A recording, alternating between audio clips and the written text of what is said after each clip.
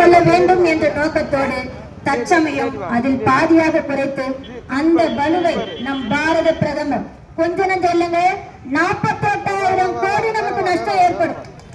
இந்த ஜிஎஸ்டி குறைப்புனால 48,000 கோடி நம்மளுக்கு இழப்பு. அதை கூட நான் சமாளிச்சுப்பேன்.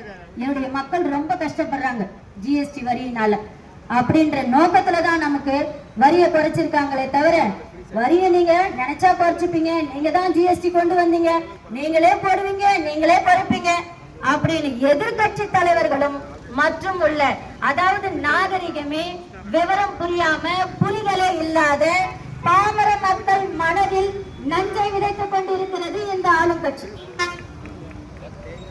அடுத்தது பாத்தீங்கன்னா, நம்ம குழந்தைங்களுக்கு ஸ்கூலுக்கு பென்சில் பேனா இதெல்லாம் நம்ம வாங்கி கொடுத்துட்டு இருக்கோம்.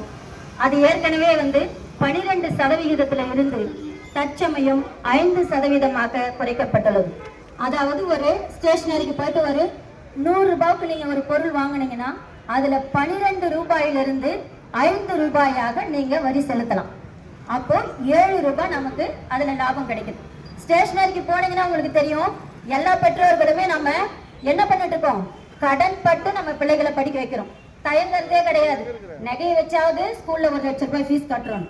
அதுல கூட 5 ரூபாய் காசும் 7 ரூபாய் காசும் பெரிய விஷயம்டா எங்க மக்களுக்கு அப்படின்னு ஒவ்வொன்றத்திலையும் நீங்க இந்த மாதத்தில இருந்து உங்களுடைய செலவுகளையும் உங்க குழந்தைகளுடைய செலவுகளையும் நீங்க கணக்கிட்டு பார்த்தீங்கன்னா ஒரு மாதத்தில் நீங்கள் செலவு செய்யக்கூடிய பணத்தில் இருந்து எந்த அளவுக்கு நீங்க லாபம் அடையறீங்கன்றத ஒவ்வொரு பெற்றோரும் நம்ம கணக்கு பண்ணுவோம் இல்லையா? அதுல இருந்து நம்ம என்ன பண்ணலாம், தெளிவா தெரிஞ்சுக்கலாம். அதே போன்று விவசாயிகள் பயன்படுத்தக்கூடிய பூச்சி மருந்து தெளிப்பான்கள், அதாவது சொட்டு நீர் பாசன இயந்திரங்கள்,